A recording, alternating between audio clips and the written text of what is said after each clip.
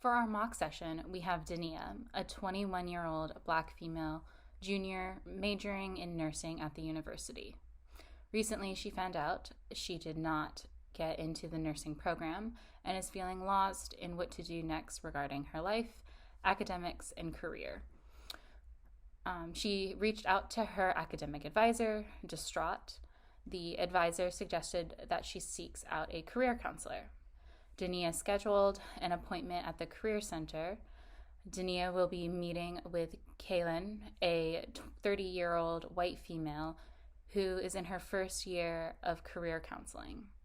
Dania has already filled out the initial intake form, given her general demographic information, reasons for seeking the appointment, and signed the informed consent form. Hi, thank you for coming in. My name is Kaylin. It's nice to meet you. Hi, it's nice to meet you too. My name is Dania. Welcome, Dania. Thank you for completing the intake paperwork, including the informed consent. Do you have any questions about any of it? Yes, so this is my first career counseling session, and I'm not sure of the information you need to have, but why do you need to have my demographic information? Of course, I understand it can be a weird process during your first visit, so thank you for your question. The main purpose of collecting demographic information is to better understand our clients and to build your client file. The process is similar to a doctor's office, where we keep your information confidential and on file. Sometimes the information is used to complete research, but no personal information is ever included in that. Does that make sense? Yes, that makes sense, and thank you so much for clarifying the information for me. Of course. I also wanted to review the informed consent and reiterate what confidentiality is and how it works. So anything you say in here and anything we discuss will remain confidential between you and I. The only time I would need to break confidentiality is if you disclosed any intention to harm yourself or others, neglect a child or an elder, or in the case of a subpoena or a court order by a judge. So in any of these cases, I would let you know about the situation beforehand. Would you like to continue?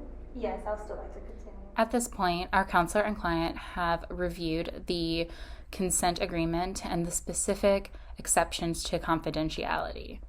These exceptions are if the client discloses any intent to harm themselves or others, the neglect of a child or elder, and in the case of a subpoena or court order by a judge.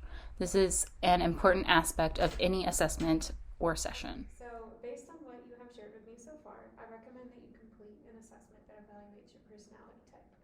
A common one is called the MBTI, or the Myers-Briggs Type Indicator. The version I have for you is made specifically for college students, and the purpose of this assessment is to determine your main preferences, your attitudes, and your perceptions in the different areas of your life.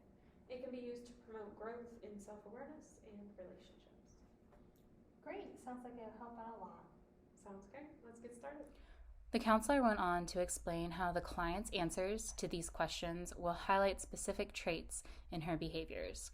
She emphasizes that there are no right or wrong answers, and that knowing about her own preference can help her better understand what her strengths are, what kind of work she may enjoy, and how people with different preferences can relate to one another and contribute to society.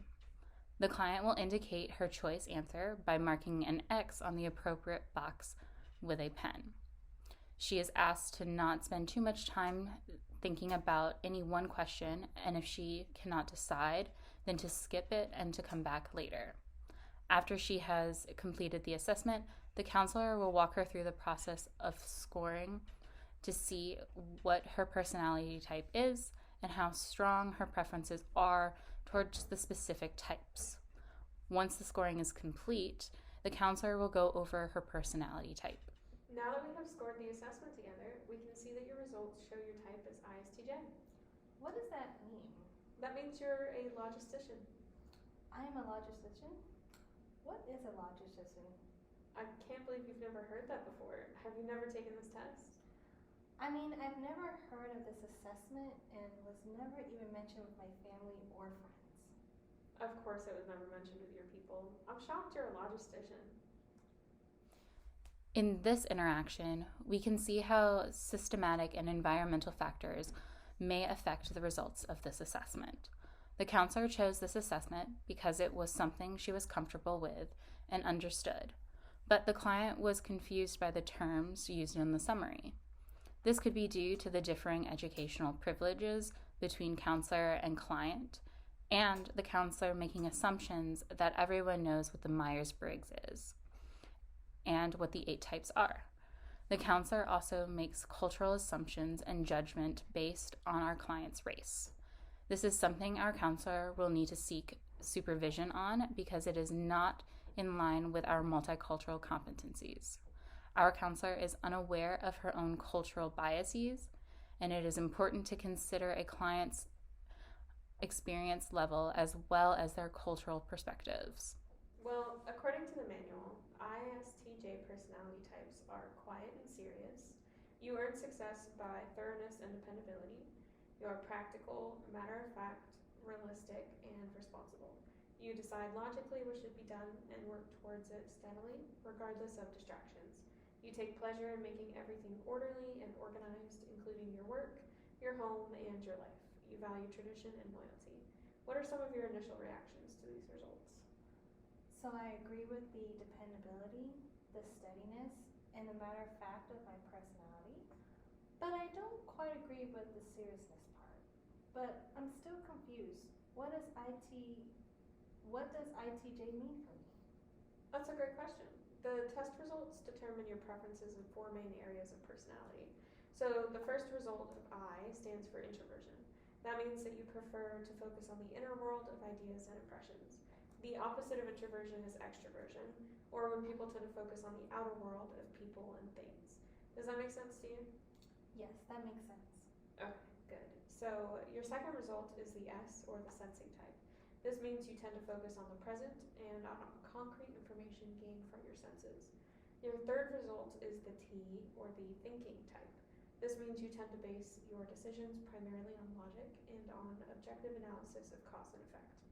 And finally, your fourth result is the J, or the judging type, which means you tend to like a planned and organized approach to life and prefer to have things settled. Do you agree with these results? Yes, I agree with the results.